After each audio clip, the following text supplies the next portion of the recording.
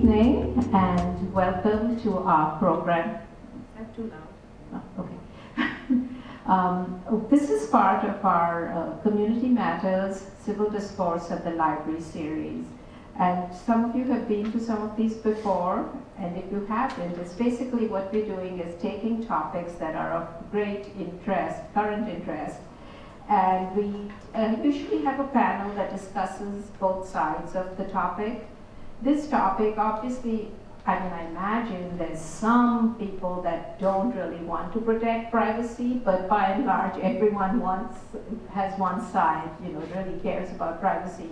So we decided to change up the format a bit, and we have two speakers. And we're going to talk about two aspects. One is just privacy online in general, and one is talking about the DNA issue. And we'll talk about that a little more. Our two speakers today are Dan Kern and Spencer Smith. And so, thank you. Yeah, you can clap, it's okay. So I'm going to start with Dan first. Dan Kern has worked in the information technology field for over 25 years, and the last 5 of them as the Chief Security Officer for Monterey County. Dan has an extensive background as an ethical hacker, intrusion analyst, and incident responder. And you're going to have to explain what those are, Dan. And specializes in translating technology and communicating business risk at the C-level. You also need to explain that to us. Dan specializes in studying offense in order to improve defense, and taking that understanding to create popular and entertaining live security awareness training that includes real-world hacking demonstrations. And I have to say, we at the county, we have this mandatory training we're supposed to take, and Dan is our very entertaining trainer. He actually makes it that so people want to go to his training. With that, welcome Dan. Thank you very much. I'll pay you the $20 later. I brought my Chloraseptic because I'm just getting over a chest cold, so if I do start coughing, I may need to spray my throat. But as she mentioned, my name is Dan Kern, and I'm the CSO for Monterey County. Internet privacy is a very interesting topic because, for the most part, most people feel that it's pretty much become this. If you're a part of the internet, that privacy is going to be smashed. And two interesting authors have differing points of view on this. One of them is a guy named Steve Rambam, who wrote about internet privacy, basically saying internet privacy is dead and just get over it. In other words, the whole purpose of the internet is sharing that kind of information, especially with regards to social media.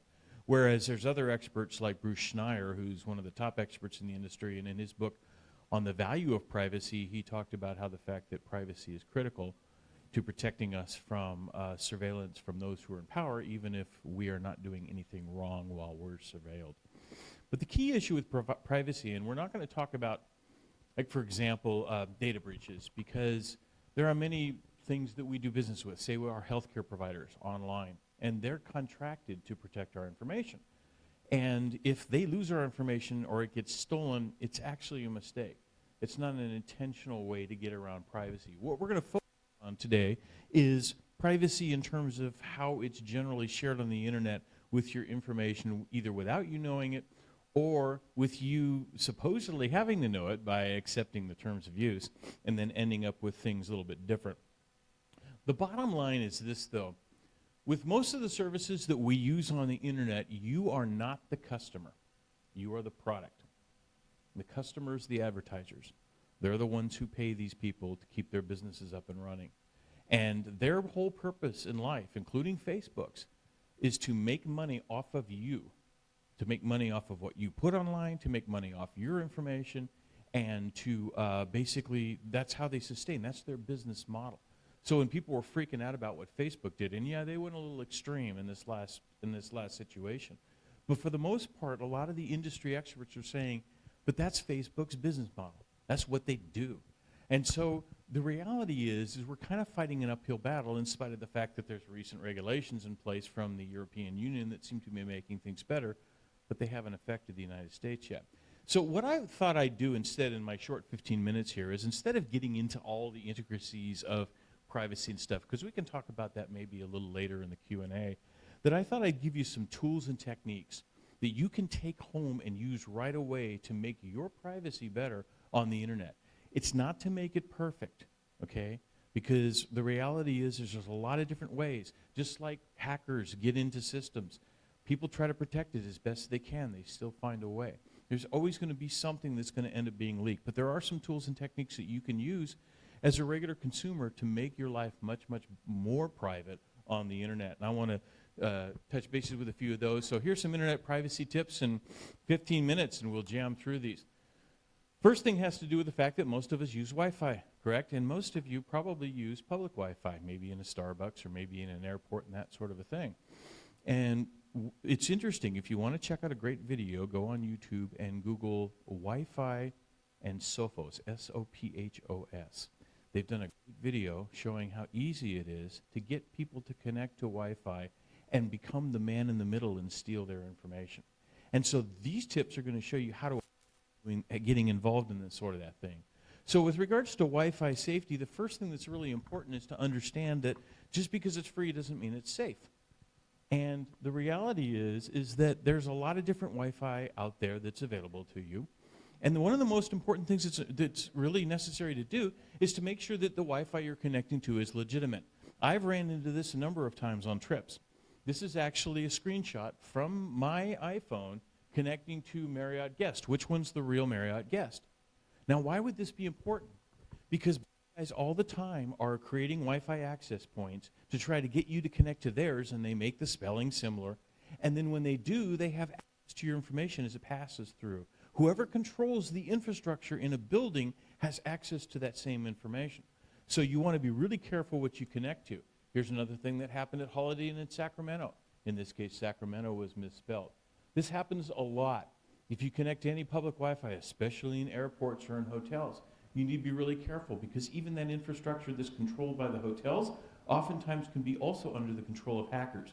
Go to a hacker conference sometime. You'll experience that firsthand.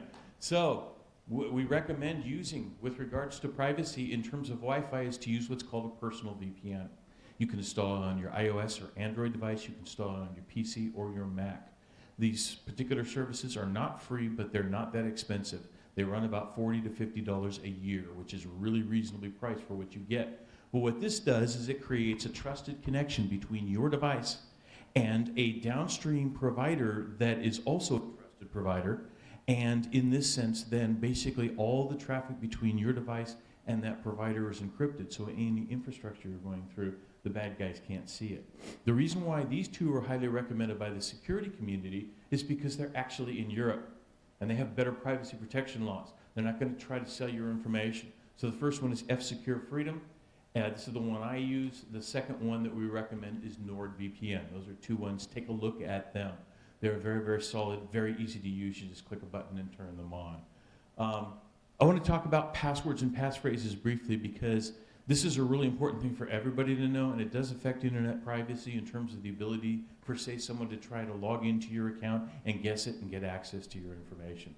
One of the things that's really important is that short passwords like the one up there can be cracked pretty quickly nowadays with modern computing technology. But as you add, like create a sentence, and as you add some spaces, it becomes infinitely harder to crack. And so what we recommend is the use of passphrases instead of passwords. Create a long passphrase that's a sentence. Pick maybe the words to a favorite song or the words to a poem or something like that. Personalize it a little bit and then use that instead of a regular password. I guarantee you it's going to be way harder to crack, especially if somebody breaks into that network, steals those password hashes and tries to crack them. Now, obviously this is great, except you're also supposed to have a different one for all your different sites, because if your Facebook page gets hacked or somebody steals your password somehow, some way, and you're using it everywhere, that's a bad thing. So what do we recommend to deal with that? There's no way you're going to remember all those passphrases for all your different sites, and that's the reason why we recommend the use of a password manager. Password managers are available for download off the internet. They are, the good ones do cost a little bit of money, but they're not that expensive at all, like about $30 a year. But basically, you're able to store a lot of information in a highly encrypted container, and that container can sync between all your devices so you have access to your passwords wherever you go. Two ones that are highly recommended in the security industry are LastPass. You can check that out online, and 1Password. This is the one I use. I use it also on my Mac. It's a great tool for managing passwords in multiple sites. It allows me to create some nice long passphrase. And the way my memory goes as I get older, it's a great way to remember things. This is a really good site as well. This is run by a guy named Troy Hunt. He's in Australia. And this is where you can actually check to see if your email address or any one of your accounts has been actually hacked. Generally, what they ask you to do is put an email address in. All you need to do is enter your email address, and it'll tell you if your email address has been part of any particular breach where any information about you has been lost or stolen. And then you could actually see more information about that, see if you need to contact anybody, what their recommendations are to do, that sort of a thing.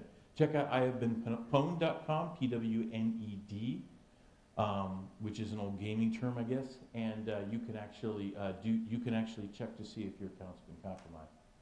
The other thing that's really important to think about is to use two-factor authentication. What I mean by that is, again, you're trying to protect your account, you're trying to protect your information. Banks have this all over the place, most financial institutions, and most social media sites have this as well, and it's free. And basically what this means is this: if I log into my bank, the first thing I'm going to do is I'm going to put in my user account and my password. Because I have two-factor authentication set up, then the bank is going to send me a text message with a code in it, and it's going to be sent to my phone.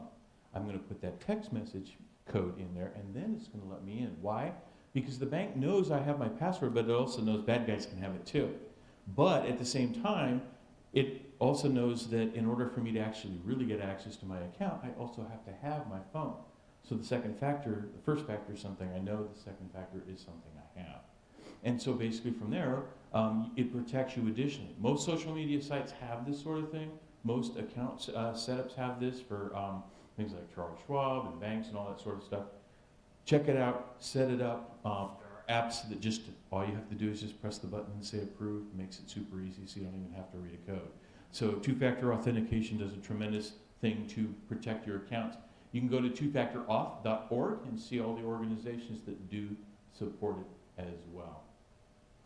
Okay, let's talk about some things that you can use on your computer on a day-to-day basis to increase your privacy. First of all, stay away from Google Chrome, Internet Explorer, and Apple Safari. Sorry to tell you that, folks. But if you're really interested in your privacy in terms of what's going to be tracked, Google Chrome is terrible. I mean, because that's what Google does. They give this thing to you, and they are taking it, and you can set it up so that, hey, Google, I don't want you to have this information. And believe it or not, they can still get it. But there are some tools out there that do respect internet privacy significantly, and you can use them to greatly increase the privacy of your browsing habits, of the things you're doing on a day-to-day basis. So there are 3 browsers that are considered unique privacy features and are strong behind privacy. The first one is Firefox on the left. Firefox is a great browser for that. The people who are in charge and maintain that thing have a real strong opinion about privacy. They're not collecting your information, and they give you a lot of tools built in to protect your privacy. Another one that's very similar is called the Opera browser. And then finally there's Tor. Now Tor is really interesting because bad guys use Tor all the time, but so do the good guys. Okay, Edward Snowden uses Tor. He also uses Signal, which is a private messaging app. But the bottom line is what this does is it completely anonymizes your internet access, because it basically sends you through a group of computers that are across the world, where your traffic will get sent all over the place and end up, you may be sitting here in Marina and appear like you're coming out of an endpoint in Yugoslavia or something like that. Bottom line is that it does anonymize your traffic. It is a very popular browser suite. You can download the browser for your operating system, or you can actually download an entire operating system that's designed just for that sort of thing. So Tor's really cool. Check it out. Ad blockers are really important as well. The whole blocking of advertisements. This is a real huge thing. It's not just in terms of the quality of your browsing experience, but also in terms of what's collected about you. These are 2 that are very, very, very popular. This one's really popular in the security industry, uBlock Origin. Check that one out. They have plugins for major browsers. Again, most browsers that do have plugins are things like Chrome, Firefox, and those sort of things, and Opera. Like I say, you want to steer away, though, from Chrome and Internet Explorer. Also, privacy trackers. There are a number of these out there, but this is the most popular in the security industry right now from a perspective of something that's going to watch for trackers on your system, things that are tracking via cookies on your browser and trying to find out where you're moving and where you're going and try to put all that information together. This one is free. It's called Privacy Badger. So are the other tools that I showed you previously, by the way. Anything that I mentioned that didn't cost anything is free. They are downloadable for most operating systems. Check out Privacy Badger in terms of dealing with tracking. Privacy-friendly services that are available online that allow you to do some things that you may not be able to do more privately, say for example using Google Search. Google Search will maintain tracking. I mean, I'm amazed at what I put in Google, because I'll use it still for certain things, but I'm amazed that I put in there and it knows what I searched about 6 months ago. And they basically collect this information, sell it, turn around, and then they make the appropriate searches pop up top of the for advertisements or things that I'm interested in, like fly feeding or whatever. This particular site called DuckDuckGo is a search engine, and it is designed with one purpose in mind, and that's 100% privacy. And you can go to duckduckgo.com, and you can get a lot of the same quality searches that you'll get out of Google with much better privacy features. If you're looking for privacy with regards to email, remember that most of the email providers that are available out there, Gmail, Hotmail, Google, those sorts of things, they're designed to, again, make money for their advertisers. So they actually read your email. Now, nobody's sitting there like physically reading it, but it's being read electronically. Keywords are being used to create advertising and that sort of thing. So there are things like Hushmail and Lockbin that are tools that you can use to actually increase your privacy. Hushmail is pretty cool because it is a fully encrypted email service. Not only Hushmail can't even see it. And so it gives you complete privacy with regards to your email and the communications. Now, I say complete privacy with a caveat in the sense that that's the claim, and that's their reputation. Does that mean that couldn't change in any particular day? We don't know. And then finally, Signal, which is a messaging protocol that's used by Edward Snowden and various other people like him that allows communication in a direct form, fully encrypted, where it's not seen or communicated in any way, shape, or form. The other thing you want to do, and I'm done now, is check out the application permissions. When you install applications on your iOS or Android device, it's really important that you be very careful and go back in, even after you've made the installation, and check what permissions the app has asked for or what you've given it. Because sometimes applications will say, I want access to your photos, I want access to your mail, I want access to your browsing history. And oftentimes by default, people just click right through that stuff.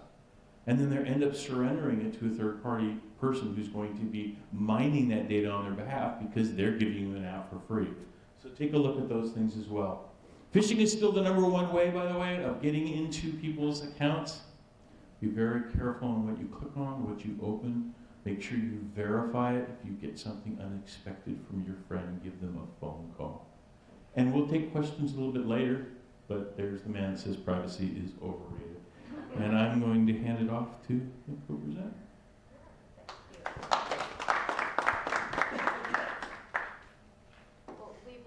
Thank you so much, Dan. And we will do questions at the end because we have a very interesting second presentation on privacy. So now Spencer Smith is the lab director of a local DNA testing company, ArcPoint Labs of Monterey Bay. Spencer is very enthusiastic about and interested in DNA testing and research, and recently he did another series of presentations for our library system in honor of DNA Day. That was in April. Thank you. And it was really, really well received. So recently when I read about the Golden State Killer, how they were tracking, how they tracked him down, it sort of set off these alarm bells in my head, because I had recently had DNA testing done, and it kind of concerned me that what's happening, what are they going to do with my data? So I talked to Spencer, and Spencer was actually thinking about a presentation himself at the same time. So it was perfect, it worked out really nicely, and so Spencer is going to talk to us a little bit about sleuthing, using DNA testing, and just some different aspects of it. And again, we will have questions at the end, so keep your questions in mind. Thank you. All right, thank you. Thank you, Jayanti. Oh, there we go. All right, yeah, so I'm really glad to do this in conjunction. It's an interesting combination of topics. We're going to do a little bit more technical stuff because I think it's important before you understand and kind of digest some of the privacy issues. This is a technology that we don't use on an everyday basis. Everyone's on the internet all the time, you know about privacy, you have kind of an understanding of how data is sold and then marketed back to you on these creepily accurate ads on Facebook and everything. And it's in the news a lot. This is in the news recently, but some of the science informs some of the privacy issues. So we're gonna kind of bring that all together at the end, and especially with questions. But first, we're going to start off with talking about the Golden State Killer, this really high-profile case that's brought this technology to the forefront. I don't know, I'm gonna assume that not everyone knows exactly what this case was. So the Golden State Killer was a serial murderer and sexual assaulter. Back in the 70s and 80s, he was responsible for at least 12 murders, more than 50 rapes, over 100 burglaries all over California. You can see here on the map, that was put together by the LA Times in an article they did. At the time, it was hard to even link these events together. He would go to a community, kind of operate with impunity for a while. They would have very hard to find any evidence on this guy. They never even got close to him back in the day. And then he'd move on to another community, similar MO, but they couldn't necessarily, this was back in the days before DNA testing. So forensic science couldn't even necessarily link these events together. So he was known under a number of names: the East Area Rapist, the original Night Stalker, the Visalia Ransacker. Eventually, his last attack was in 1986, not probably coincidentally the same year that DNA testing was first used in a criminal investigation setting in the UK. At the time, and since then, people theorized maybe this guy heard about that case, maybe that was one of the reasons he stopped, or maybe he just moved on. Nobody really knew. For 30 years, over 30 years, there was basically no progress in even getting close to catching this guy. There weren't leads, they never got close. The person they ended up arresting wasn't even a person of interest in the case. But on April 24th of this year, kind of a bolt out of the blue, they made an arrest. And the reason they were able to make this arrest was because of new advances in DNA technology, and as we'll get talking in a while, specifically the wide adoption of consumer genetic testing, which gave them kind of a data foundation to kind of apply the big data kind of processing that we're familiar from Google, Facebook, online advertising, all that stuff, now applied in a DNA context to track this guy down. So they took DNA that was preserved from a rape kit from the 80s. This DNA had been put through CODIS before, which is the criminal database the FBI maintains, and never a match. They were able to link a lot of these cases together to each other, but they weren't able to find any matches. But recent advances, and specifically what we're going to be talking about today, which is a technique called genetic genealogy, was applied. And from that, they were able to identify him, a former police officer, actually, and so somebody who was intimately familiar with how police investigate these crimes, how they investigated at the time, and probably who knew and found out about this DNA technology thing coming down the pipeline in the UK, and was intelligent enough to clean up his act after that. And so without this new technology, he probably never would have been caught. So the question we're going to go into real quick is, what is genetic genealogy? So genetic genealogy is not the same thing as the CODIS searching, not the same thing as traditional, like what you think of, you see on CSI. They go in, they find the DNA, they use the DNA, they catch the guy. It sounds kind of similar, but genetic genealogy is the use of DNA testing in combination with traditional genealogical and historical records. And you might be able to understand from that that genetic genealogy was actually developed as a genealogy technique. It was developed by people who are really interested in going into their backgrounds. Some of the tools we're talking about today were in fact specifically developed for adoptees, other people who have, maybe don't know their birth parents, or people get a surprise, find out that who they thought was their biological father wasn't. In cases like that, people were interested in tracking down their family. So genetic genealogists developed these techniques to find those people for these adoptees and others.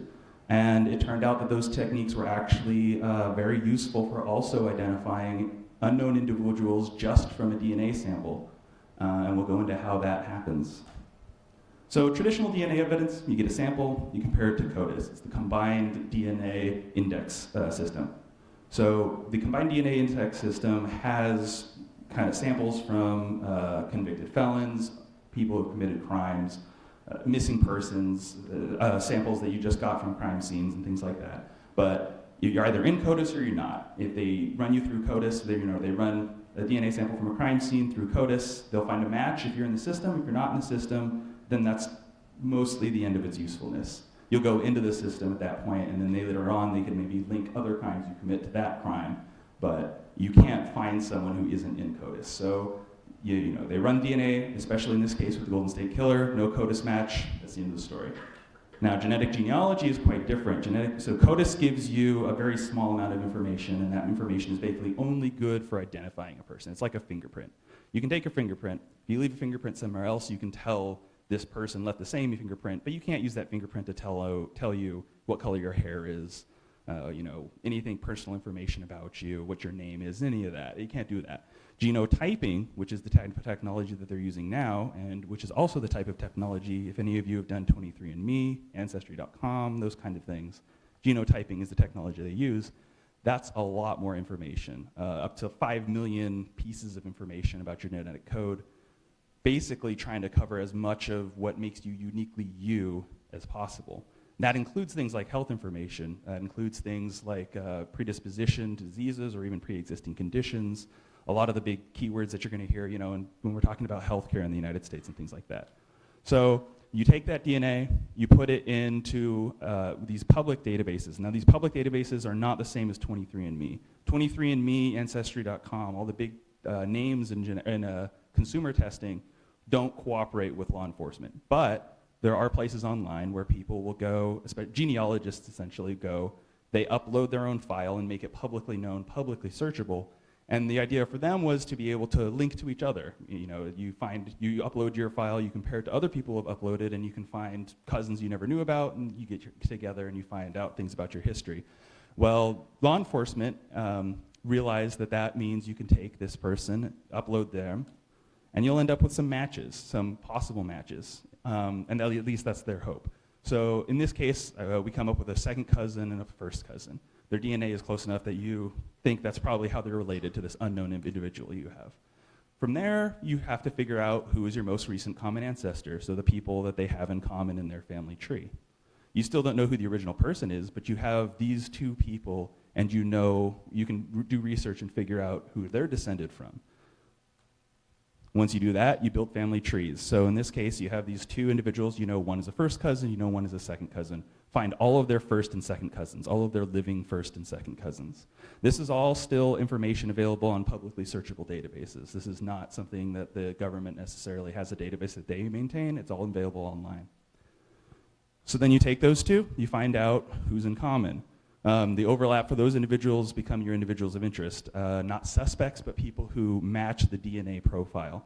After that point, it gets handed off to the investigators, the police, the FBI, whoever it is that has this case, and then they have to take those individuals of interest and narrow it down through traditional investigative techniques. So this genetic genealogy hasn't been used as the basis for an arrest warrant or even for a court order, anything that would require the courts to get involved. But what it's been used as is basically a supplement or a last line once traditional techniques have failed. Traditional techniques still have to take it that last mile, still have to take it over the finish line. So there are a lot of privacy concerns that this brings up, and I'm hoping that if you guys have any questions, that's a good place to deal with it there, because it's hard. We couldn't cover any one of these in detail in 15 minutes, much less all of them. But CODIS doesn't reveal any what's called phenotype information, which I was saying before. That's things about you, the color of your eyes, what medications work on you, predispositions for health and things like that. CODIS doesn't reveal any of that information. Genotyping does. So this technique means that people's personal information is available out there and searchable. And educated, informed consent. So all these people who uploaded themselves to this website, GEDmatch is one of the common one, or is the most common one, the most powerful one currently. They did so theoretically under the full knowledge that law enforcement and anyone else can go in and conduct these searches. Not everyone knew that though. Just like no one reads the terms of service for Facebook or Gmail when you sign up, not everyone read and fully processed the terms of service on GEDmatch, and a lot of people woke up one day realizing that they were on this service that had been used to catch a killer, and they had never wanted anything to do with that.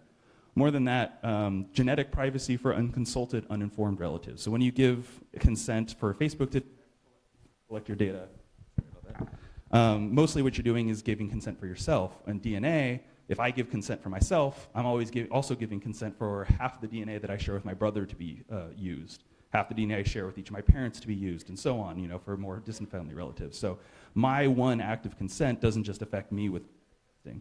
It affects a lot of other people who are related to me too, and they might not be consulted, they might not understand the issues here. I might not even know that they're related to me. I'm going to have to go through really quick because I'm taking too much time. The unmasking of private information using data mining. Theoretically, all of this stuff, when you upload to GEDmatch or when 23andMe does your testing, no one's supposed to be able to search and find out the individual data about you. The data is available to be searched, but nobody knows. So the theory is nobody can actually read that information. They can just search it and get matches or no matches back. But with data mining and other techniques that have been pioneered really in the, in the space of the internet and privacy issues there, you can unmask a lot of this information. You can just run a whole bunch of searches and then gradually erode away at these protections and discover these things that aren't supposed to be searchable. Others profiting from your genetic data, especially if you take a commercial test at 23andMe or one of those places. They have privacy policies that some require you to opt in, some actually require you to opt out of sharing that with other people. And just like in the previous presentation, when your DNA or when your data is being shared, that means other people are profiting from it in some way, or even advertisers using it to target you for something. The slippery slope. This is the idea that we start off using this technique to catch the worst of the worst, serial killers, rapists, things like that. But once the technique is established and it's out there to be used, especially in a case like this where there's no real oversight in how someone is able to use these techniques, you can start using it for other things. You can use it for gum you find on the ground to find out who littered. You can use it for vandalism. All of these things. There's no, if you don't have any safeguards, then the slippery slope worry is that people will take advantage of that. And then finally, unknown unknowns, which is just like, people have been worried about privacy online for a long time. But I don't think anyone would have predicted exactly how, for example, the Cambridge Analytica thing went down and the concerns that bring up. But you don't have to predict the exact thing to know that there is this big potential that something was going to happen, and if we didn't deal with it, then we're going to have to deal with it after that when the horse is out of the barn. Same thing here. There's unknown unknowns, especially on something as personal DNA, which makes up everything about what you are biologically, that we're going to have to. We're either going to have to clean up the mess afterward or give it a lot of thought beforehand. On the other hand, there are the arguments for, so I'm going to read this by Jim Scharf, who's a cold case detective in a place called Snohomish County.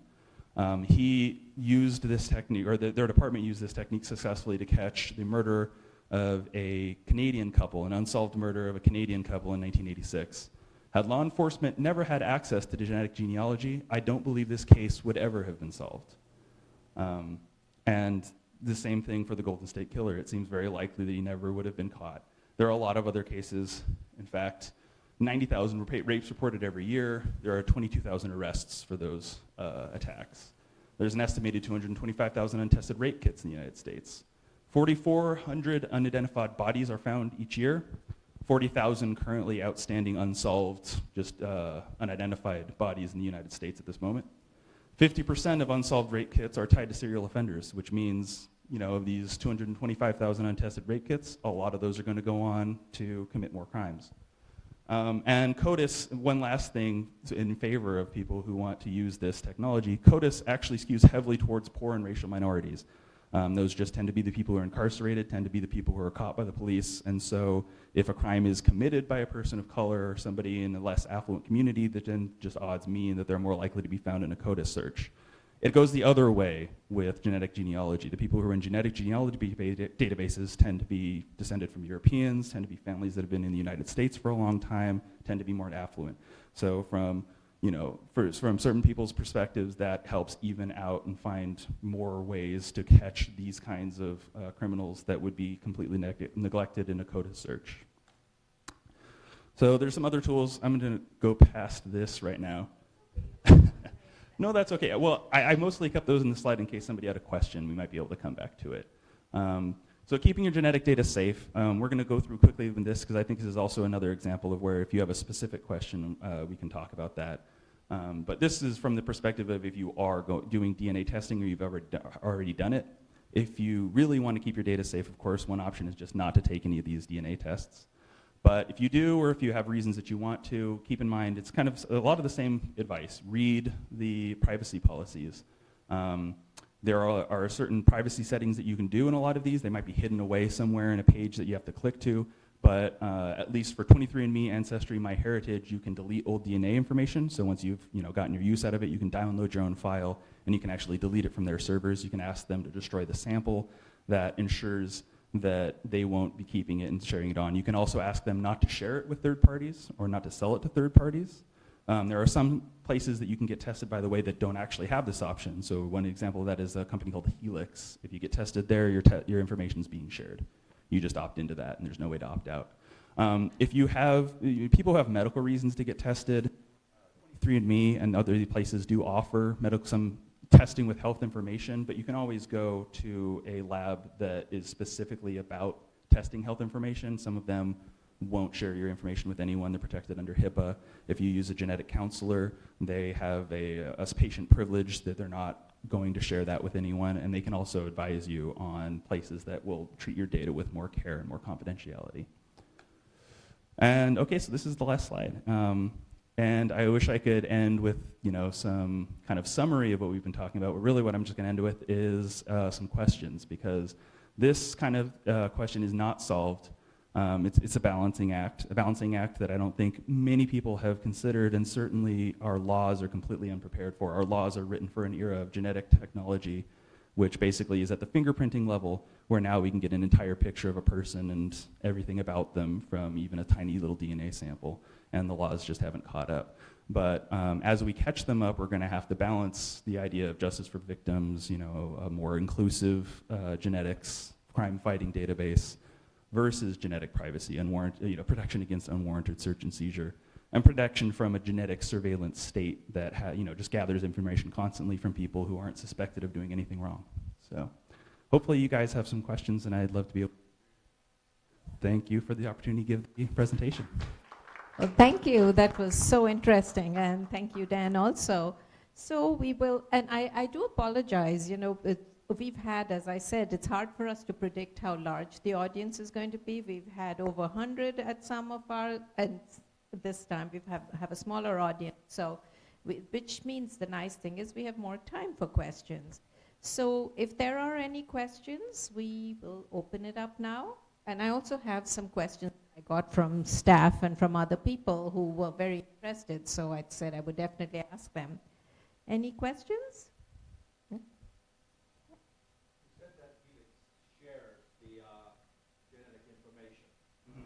So that would mean that, in fact, law enforcement has access to everything that Helix owns? I know they're like a big player in this. Yeah, Helix is something of a newcomer, but they're a pretty big player. They're really aggressively coming out of the gate. The basic idea behind Helix is a little bit different from 23andMe. So 23andMe does testing. You send it off to 23andMe, they do the test, they come up with your ancestry data. If you choose to do the health thing, they come up with a bunch of health data too. Helix they describe themselves as an app store for DNA testing. So what they do is you go to Helix, and they do what's called sequencing your DNA. So instead of just taking kind of a snapshot of the most important parts of your DNA, they sequence the entire thing, the whole way through. It's a very expensive process. They don't charge you for it. And their business model is that they keep that on file forever. And from then on, whenever you want to buy, they have all sorts of tests. You want to buy a DNA test for what wine you're going to like, which is an actual thing you can buy in their store. They, instead of running another test or doing something like that, they just run that data they already have about you through whatever algorithm that predicts your wine preferences, and then give you the report. And then the idea is, 20 years from now, if you want to do another one to decide, I don't know what else, what other tests they'll have by then. They have a couple of good ones too, like National Geographic does their testing through Helix now.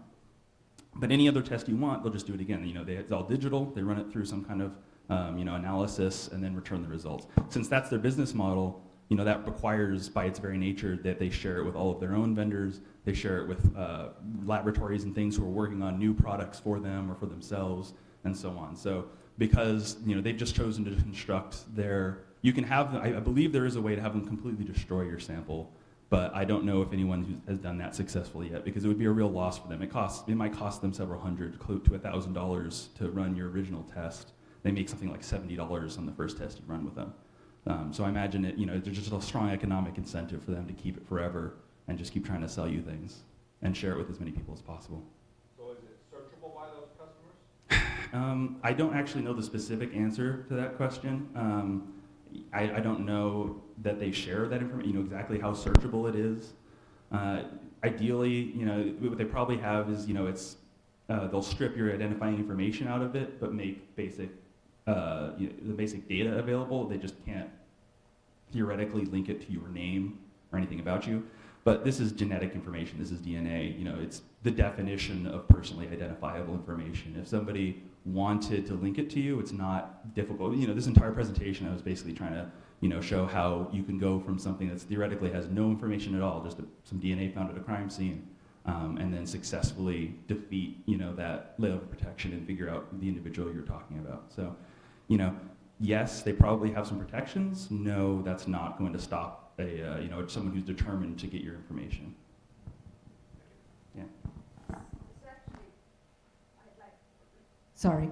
I'd like to ask Dan something related to this because, as a library, and you've seen us, we have very strong privacy protection laws in place and also rules.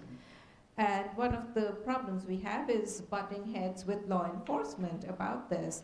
So what do you think about how privacy rights interfere with the ability to, for law enforcement to do its job or for, actually protecting our safety in different ways? Yeah, as Genealogy knows, we've had that experience before here, but it's also timely in the sense that law enforcement is furious right now about the fact that iOS 12 is coming out with a feature that defeats one of law enforcement's capabilities to get into these devices in the long term, and they're actually locking them out again with the focus being on privacy. And so you're thinking, well, they're locking out law enforcement, but at the same time, Apple's perspective in that sense is, yeah, but we have a commitment to our users, at least with regards to the use of these devices, protecting their privacy. And so where's the balance? When it comes to libraries, libraries have key laws behind them that specifically state, about protecting the privacy of the users and including everything they do within the library environment. You remember in the movie Seven, how they had to actually pay an FBI guy undercover to get access to the person's library records because that's considered protected information. And then law enforcement comes and they have someone who, say, made a threat on a public computer that's tied to a particular machine, and they want to know who that person is and that sort of thing. And it's a struggle in the sense that, it's still the library's job to protect the end user's privacy in those situations. And at the same time, law enforcement has a hunger for that information, and they definitely want to, dive in and find out all they can. And I think that the laws that protect the libraries are very important because they provide a foundation that even though there might be some situations where you go, it would be nice for them to have that information. At the same time, if you go down that unknowns path that we're talking about, or even what Bruce Schneider says, like even if you're not necessarily doing anything wrong, the bottom line is protecting you from that kind of surveillance, because we know historically what surveillance can bring. So, as far as what the libraries do and the laws that are behind those, it's really important to make sure that the law enforcement understands that very clearly, because a lot of times they don't. They come barging in and it's like, I just want this, and then you explain to them. We've had those conversations before, and it can be rather difficult. But just even in general on the internet, the privacy rules, whatever, whether it's Facebook or, like you're talking of the iOS now, the next one. So is there going to be a point where we find some kind of a happy medium that, people want to be safe. They feel like, okay, if we knew about whatever, 9/11, there might have been some way to prevent this. So what do you think? That's a really good question, because things pendulum swing in our society. Like 9/11 happened, and all of a sudden there was a pendulum swing, and then it's kind of swung back since then. And finding that balance is really the challenge that people will be debating for many, many years. Because, like, for example, what the EU has done the privacy laws that govern people who live in the European Union, specifically state, it's completely opt-in. And now all of a sudden, organizations across the United States have had to comply with those because they have customers within the European Union. The County of Monterey has customers within the European Union because they own property within this county, and so they have taxpayer information here. And so all of a sudden, they're scrambling to make sure they comply with the exact same thing. Finding that balance, though, I think it's just going to be an ongoing thing. It's going to be back and forth. And whether or not we'll really find the ideal place is the real question that a lot of guys like Bruce Schneider and these other guys have been debating for a long time. Because you want to give law enforcement what you can, but at the same time you don't want to let the meter creep too far one way or too far the other way. You want to try to keep it in that balanced space, and that changes all the time. Oh yeah, and I just wanted to jump in really quickly. Because the pendulum swings back and forth, and it's probably going to be a struggle, in perpetuity. But sometimes it's the pendulum swinging, and sometimes it's the ground moving underneath it, which is, I think, where you come in with like the new techniques, new technologies, which is no stranger in the tech realm either. But especially in DNA here, the laws that exist mostly exist about protecting people in the context of CODIS, this old-fashioned way of doing DNA searches, which only very recently, CODIS is now allowed to search for direct family, siblings, parents and things like that. But beyond that, the science is just prohibitive. You can't do a CODIS search on a second cousin. You're just not going to get meaningful information out of that. With this, you can. You can find a fourth, fifth, further removed cousin, and from that tiny trail of evidence, end up reconstructing who it is that you took that sample from. So that's just a capability that didn't exist before, and as a result, the old way of doing things, maybe if we had reached the ideal there, which is highly debatable itself, it would be obsolete now.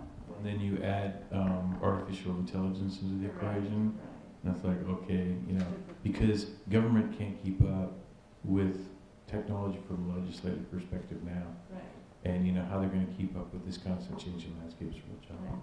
And in fact, you used an interesting expression about the ground moving. It's not, and the whole concept of privacy has changed so much. Right now, people do things like they have their name on their license plate. They have little stick figures on the back of their car that shows how many children they have. We have no, no compunction about sharing all our most private information, which in the past we wouldn't have done.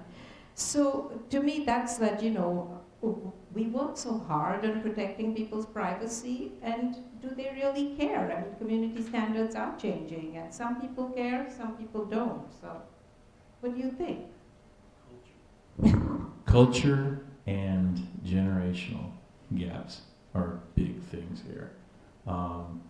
There are, and John was mentioned beforehand, there are a lot of young people who have strong privacy feelings, but for the most part, a lot of studies have been done, and millennials generally tend to not care as much, and compared to people from my generation, and there are some generational differences there, as well as some cultural differences as well, in terms of what's important to people, what's shared. A lot of people have this idea that I'm not doing anything wrong, so I don't really care what gets out about me. But a lot of people believe that in Nazi Germany as well, and being a different story. So there's always that that back and forth, like you say, the ground's moving politically as well. And so how do you respond to that and keep that in balance? But there are definitely generational differences. Some of the things that I see young people doing with devices and the kind of information that they're sharing now, it's pretty wild. It just blows my mind. And they to them that's normal. And so a lot of that's driven by culture, generationally, and a lot of it's driven by advertisers. A lot of it's driven by social media. It's bringing about a culture of sharing more and more and more. And don't worry about it, everything's just fine. So. Yeah. And that's sort of also related to the whole DNA testing. When I did my ancestry test, it never even struck me, and you'd think I'd know better. I'm in a library, I'm telling people all the time about being, about sort of worrying about privacy, and I didn't even think twice about that, what happens. And And it's sort of interesting, you talked about how cousins and things, and suddenly, one of my cousins might have committed some crime, and I don't want to be part of that, like ratting them out or something. And that kind of can come up, so.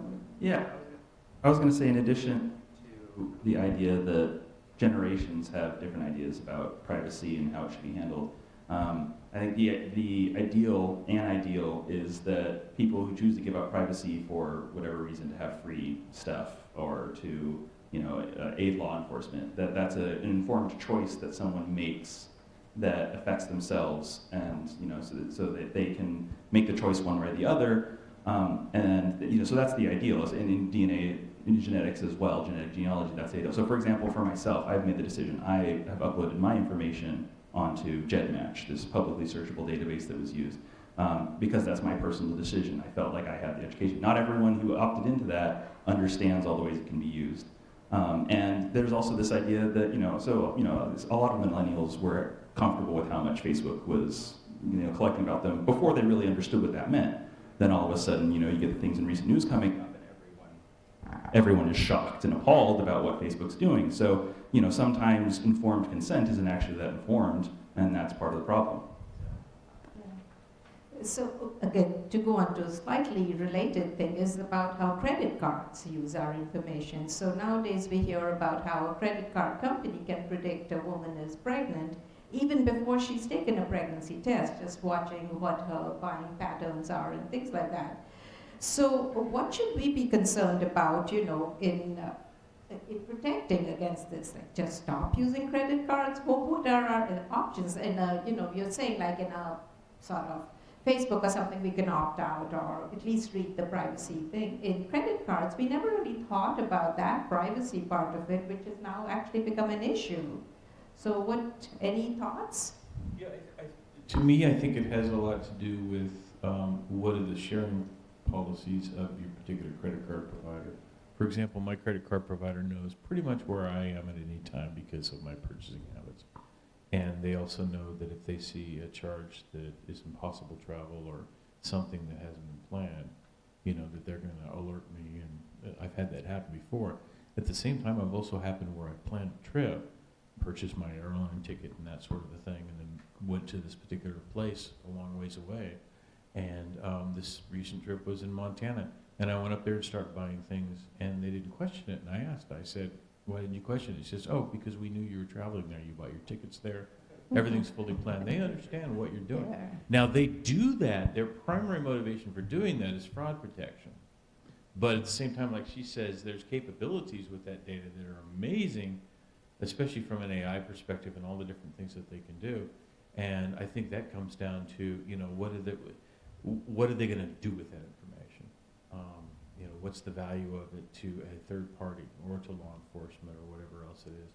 And that's a hard thing because, they're making money off of just transaction stuff. It's supposed to be just plain money. They're not supposed to be in the social engineering business or the PII sharing business. But I think it's something that, is definitely a great question for credit card companies because it's not my area of expertise. Well, I just wondered, yeah.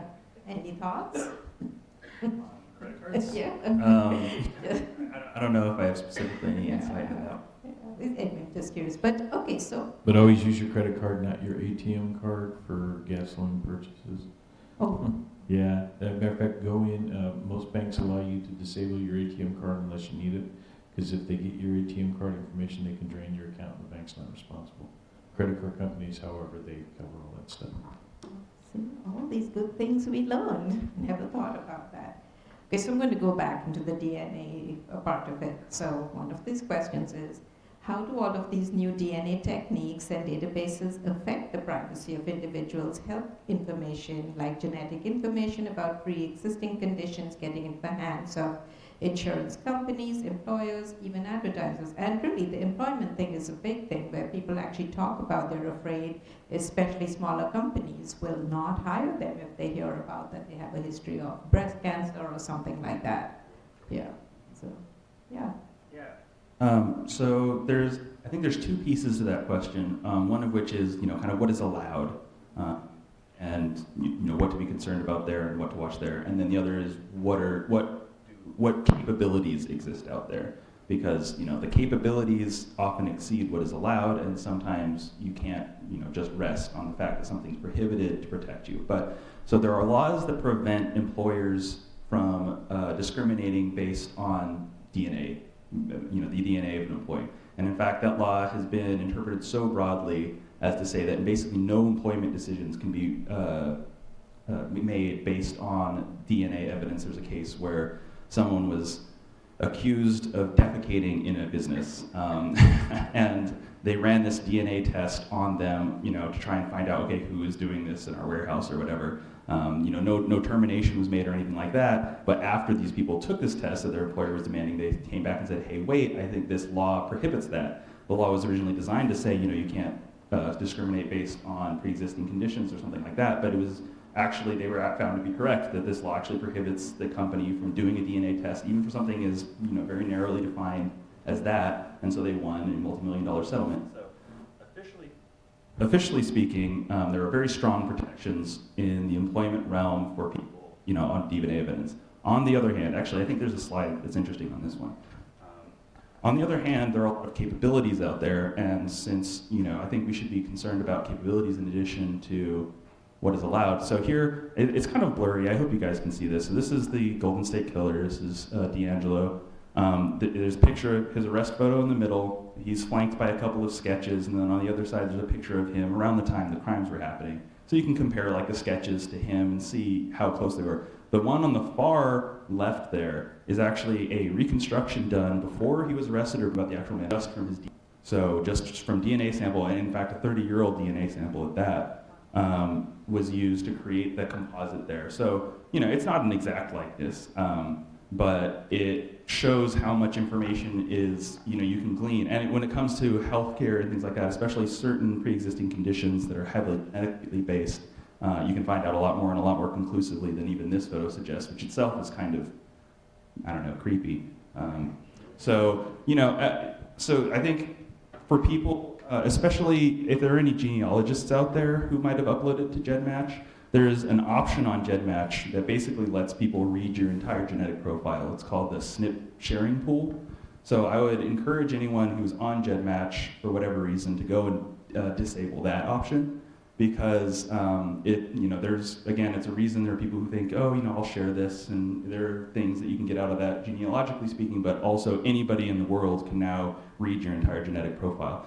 Even if you disable that, like I said before, it's possible to mine this kind of data, and it's vulnerable to those kinds of attacks. There's a lot of people spending a lot of attention right now on, basically gaming out ways that you would determine this kind of stuff, and sooner or later someone's going to figure out how to do it. So, and you can't be sure that forever we're going to have protections like on health insurance for pre-existing conditions.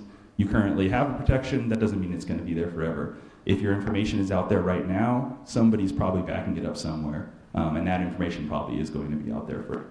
So it pays to be prudent. Thank you. I have to say, this is all making me very scared.